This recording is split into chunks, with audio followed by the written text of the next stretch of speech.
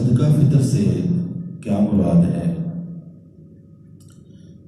کہ مثال کے طور پر کہ ہمارے ہاتھ کی 5 انگلیاں برابر نہیں ہیں، اور اسی طرح ہمارے موجودہ معاشرے میں جو افراد ہیں وہ بھی ایک جیسے نہیں ہیں۔ سادہ سی مثال ہے کہ کوئی امیر ہے، کوئی غریب ہے، اور اس میں اللہ رب العزت نے ہم مسلمانوں کو خوشیاں والے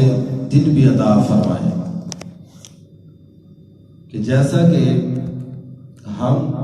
مسلمان ماہ رمضان مبارک میں عبادات بھی کرتے ہیں، روزہ بھی رکھتے ہیں، نماز تراویح پڑھتے ہیں،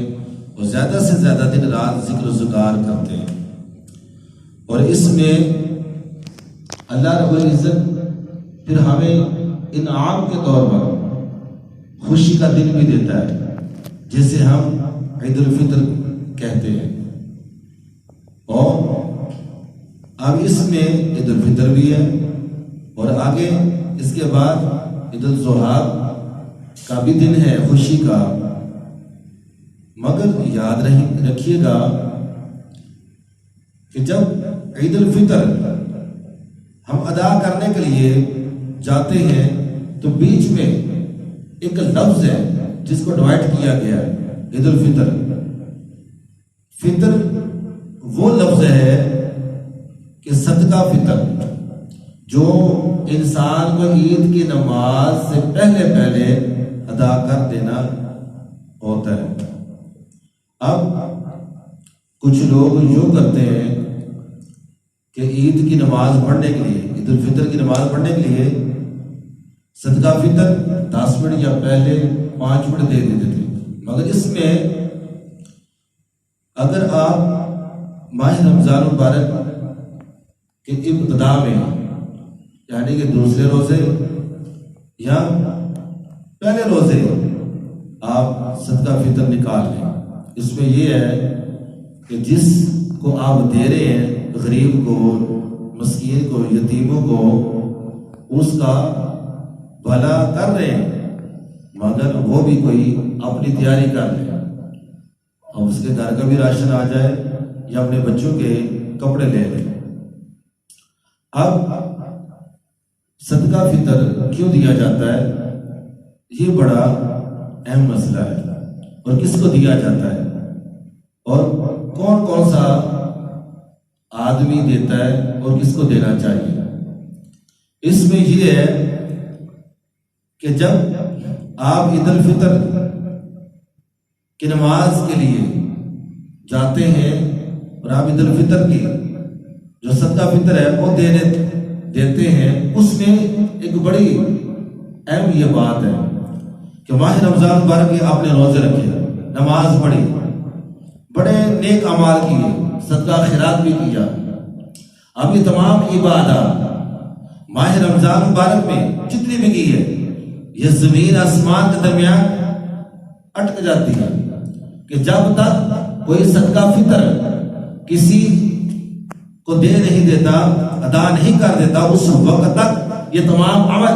اللہ تعالیٰ کی بارگاہ میں درجہ قبولیت تک نہیں پہنچتے، اور جب دے دیا جاتا ہے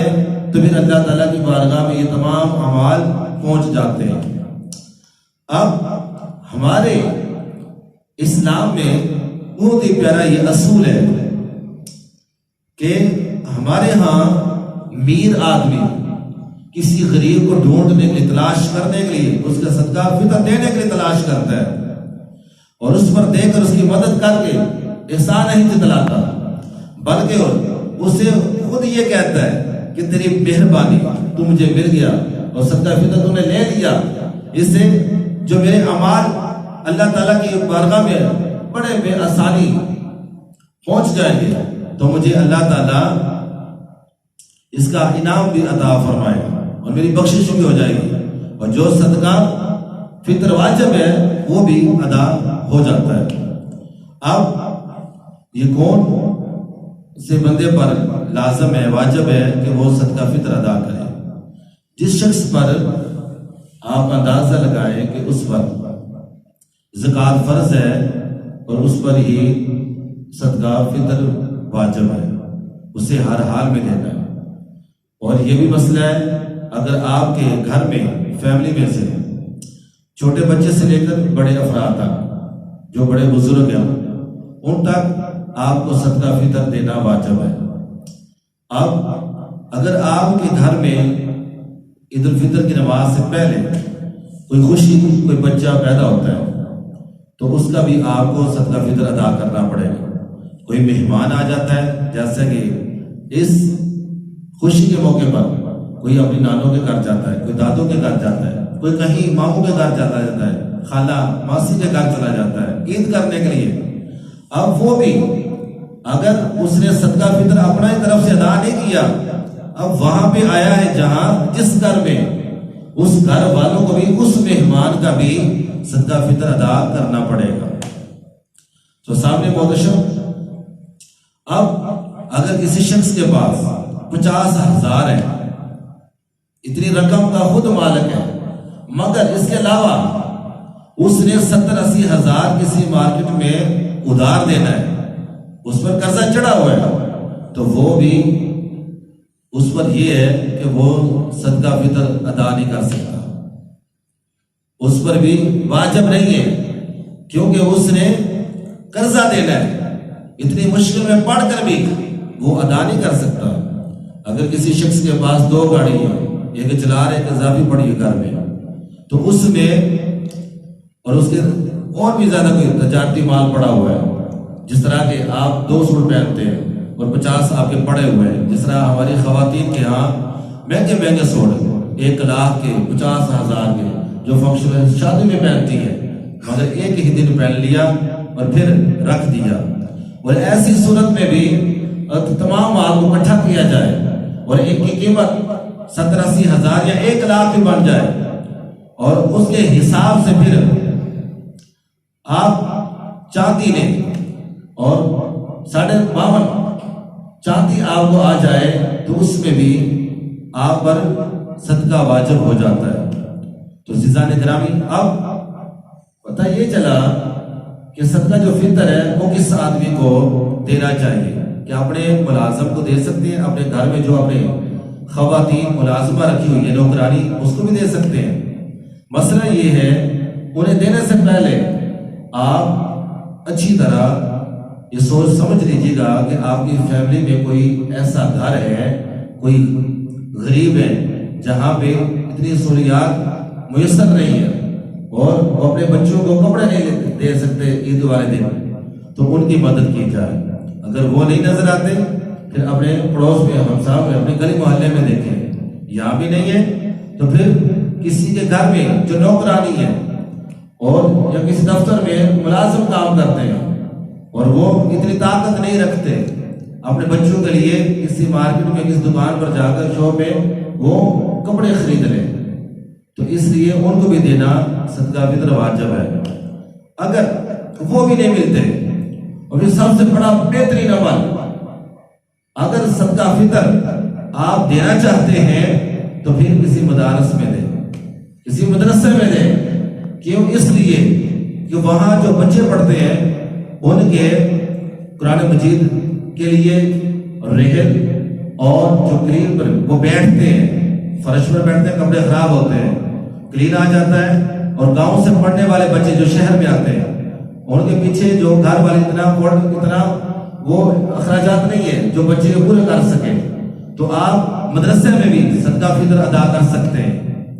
تو زکات بھی دے سکتے ہیں مدرسے میں، مسجد میں نہیں، مدرسے میں۔ اور کیونکہ وہاں پہ جب آپ کا یہ دیا ہوا مال ضائع نہیں جائے گا، بلکہ اللہ تعالیٰ کی بارگاہ میں قبول ہوگا، اور پھر ذوق بر ذوق بچے تلاوت قرآن مجید کرتے ہیں، پڑھتے ہیں، پھر زیادہ بچے آتے ہیں کہ فلاں مدرسے میں اچھا ماحول ہے، اور بچوں میں پھر تعلیم بڑی پھیلتی ہے، اور پھر جتنا بھی دین پھیلتا جائے گا اسلام کا سر بلند ہوتا جائے گا، اسلام کا سر بلند ہوتا جائے گا۔ تو عزیزان گرامی، دین جتنا بھی پھیلتا جائے اور وہ اسلام اس کے آگے جھکتا نہیں، بلکہ دین جھکتا ہے اسلام کے آگے، اور اسلام کا سر بلند ہوتا ہے۔ اتنے لوگ، وہ لوگ بھی ہیں دوسرے مذہبی خیالات کے، جن کے ہاں وہ اپنے آپ کو سائنس سے بڑا ہی اپنے آپ کو کہتے ہم ڈرتے ہیں، مگر اسلام کو کسی چیز سے ڈر نہیں ہے، اسلام کو کسی چیز سے ڈر نہیں ہے۔ دین جتنا بھی پھیلتا جائے گا اسلام کے آگے جھکتا جائے گا، اور اسلام کبھی خشک نہیں ہوگا، ہمارا دین اسلام تر ہی رہے گا، اور محمد عربی صلی اللہ علیہ وسلم کا فیض کبھی خشک نہیں ہوگا، تر ہی رہے گا۔ اس لیے تو کہا گیا وَلَلْآخِرَةُ خَيْرٌ لَكَ مِنَ الْأُولَىٰ، ہر لمحہ آنے والا پہلے سے بہتر ہے، اعلیٰ ہے، اس کا بلند مقام ہے۔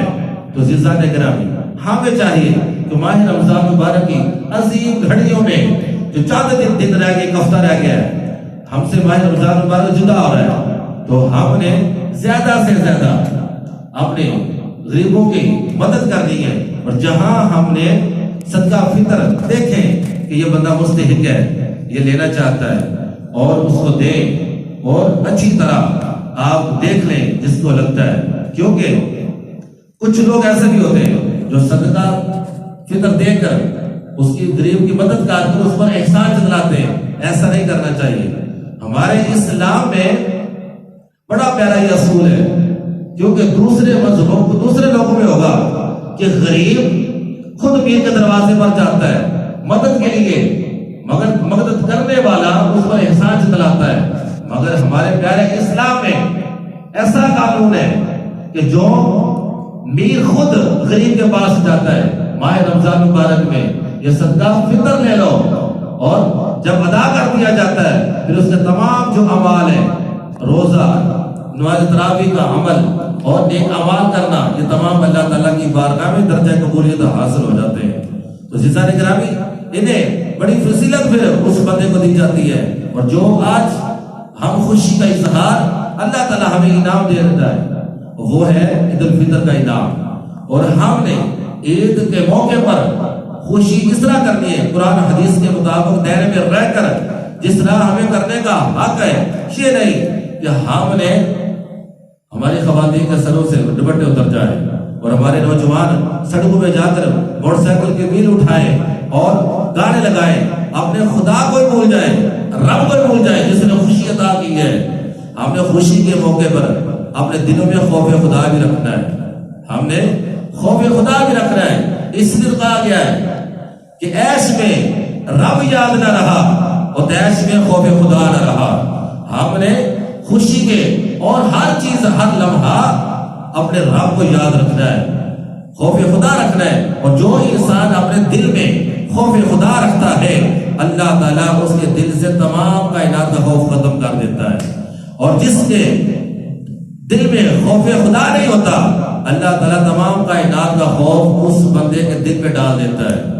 تو اللہ تعالیٰ خود قرآن مجید ارشاد فرماتا وَنَحْنُ أَقْرَبُ إِلَيْهِ مِنْ حَبْلِ الْوَرِيدِ، کہ میں اپنے بندے کی شار رگ کے بھی قریب ہوں۔ پھر رب اپنے بندے سے جدا کیسے ہوا؟ تو ہمیں ہر وقت اللہ کے خوف سے ہر وقت ڈرتے رہنا چاہیے، نیک لوگوں کے صحبت اختیار کرنی چاہیے، ان کی